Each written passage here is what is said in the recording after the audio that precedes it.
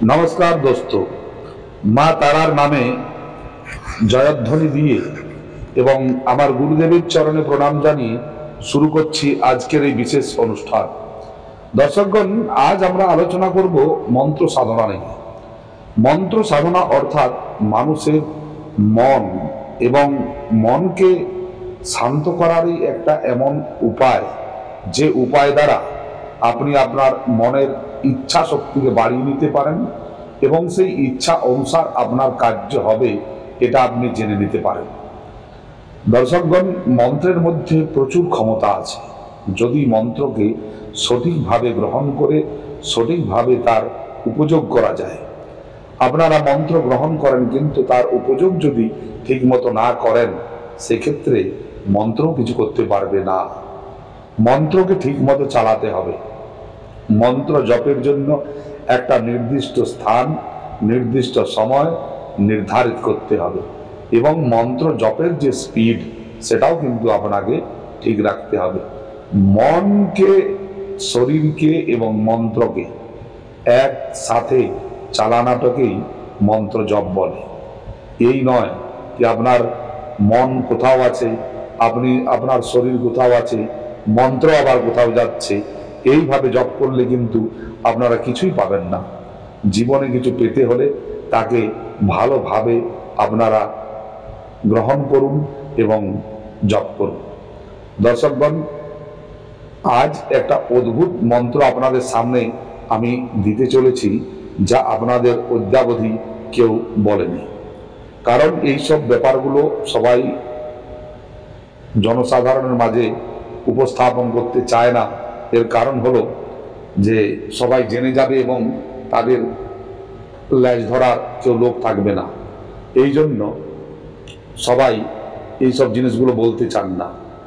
আজ আপনারা এই যে ফটো দেখছেন, এনার নাম হলো, ইনি হলেন একজন যোগিনী। আর এই যোগিনী হলেন সদা ব্রহ্মচারী।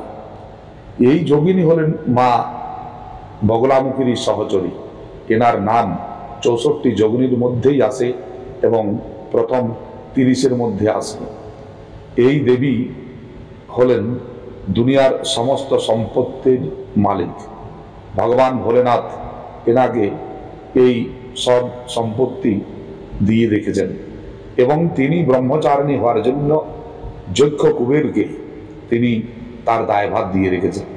তাহলে ইনি হলেন এই সম্পত্তির বা এই দুনিয়ার সমস্ত সম্পত্তির অধীনস্থ মালিক। দর্শকগণ, এই দেবীর আরাধনা করলে জীবনে এমন কোনো দুর্ভাগ্যবান ব্যক্তি আমি দেখিনি যে যার কাছে পয়সা আসেন। এই দেবীর মন্ত্র আপনারা 7 দিন জপ করে যান, আমি লিখিত দিতে পারি যে আপনার জীবনে অর্থ কষ্ট দূর হবেই। যে কোনোভাবেই হোক না কেন, পয়সা আসবেই আসবেই আসবেই। টাকা আসতে বাধ্য, তাকে আসতেই হবে। যে কোনোভাবেই হোক তিনি আপনাকে কৃপা করবেন।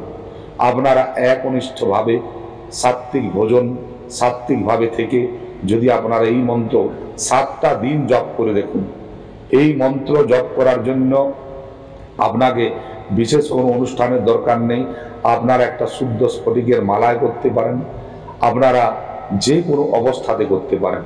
তবে বেশি পরিমাণ কাজ হয় যদি একটা সঠিক জায়গায় বসে, সঠিক সময়ে বসে আপনারা শুদ্ধ স্ফটিকের মালায় যদি জপ করতে পারেন কিংবা রুদ্রাক্ষের মালা জপ করতে পারেন।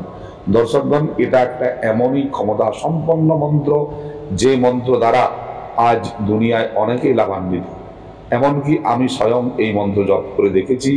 এর মধ্যে অনেক গুণাগুণ আছে, যা বলছি তা হয়। অর্থ আসবেই, যে কোনোভাবে যেন তেন প্রকারেণ অর্থ আসবেই। এটা হলো মেন কথা। তাহলে এই দেবী হলেন মা বগলামুখীর সহচরী। আর এই 2025 এই বছরের রাজা হলেন মঙ্গল। মঙ্গল গ্রহের দেবী হলেন মা বগলামুখী। এবং যদি আপনারা সেই দেবীর সহচরীকে যদি আপনারা ডাকেন, তাহলে কি তিনি সাড়া দেবেন না? অবশ্যই দেবেন। তার কৃপায় আপনাদের ধন সম্পত্তি সম্পর্কিত যেসব সমস্যা এবং অন্যান্য সমস্যাও তিনি দূরীভূত করবেন। আপনারা সিরেফ জপ করে যান, এতে কোনো পূজা পাঠের দরকার নেই। আপনার সিরেফ শুদ্ধাসনে বসে শুদ্ধাচারে শুদ্ধভাবে থেকে আপনারা জপ করবেন। জপ যখন করবেন পূর্ব দিকে মুখ করে বসে করবেন। যদি সম্ভব হয় তাহলে একটি দেশি ঘিয়ের প্রদীপ জ্বালাবেন এবং সুগন্ধিত ধূপকাঠি জ্বালিয়ে নেবেন। দর্শকগণ, এই দেবীর যদি কৃপা হয় তাহলে আপনাকে দর্শনও দিতে পারেন। দর্শকগণ, এই দেবীর কৃপা একবার যদি আপনার উপর শুরু হয়, আপনি জেনে রাখবেন জন্ম জন্মান্তরের দারিদ্র যোগ, গরিবী যোগ, সেগুলো শেষ হয়ে যাবে। যারা জীবনে কোনোদিন কোনো টাকা রোজগার করতে পারেননি তারাও এটা করে দেখুন, আপনাদের জীবনও রোজগার আসবে এবং আপনারাও ধনবান হবেন। দর্শকগণ, এই মন্ত্র সাধনা একটা নর্মাল মন্ত্র সাধনা, কিন্তু এর মধ্যে বিশেষ কোনো আড়ম্বরতার করার কোনো দরকার নেই। আপনারা সরলভাবে সরল মনে এক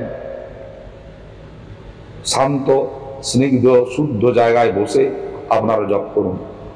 আপনার বাড়ির যে কোনো কামরাতে কিংবা আপনার পূজা ঘরে বসেও এই মন্ত্র আপনারা জপ করতে পারেন।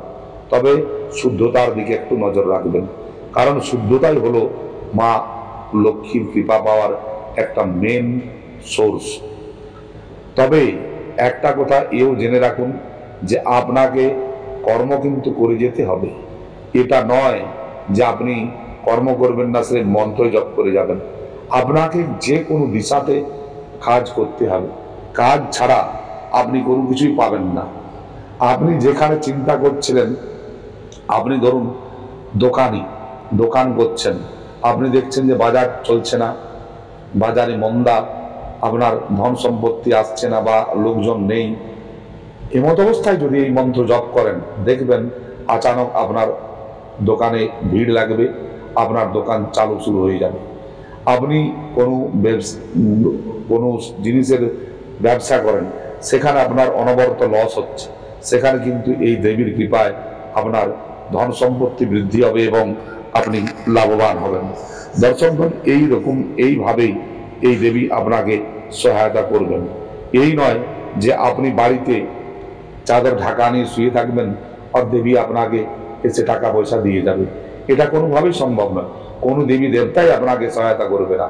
দেবী দেবতা তখনই সহায়তা করে যখন সে সাত্ত্বিকভাবে থেকে সৎ পথে সৎভাবে চলার চেষ্টা করে এবং রোজগার করার চেষ্টা করে, তখন তাকে দুনিয়ার সবাই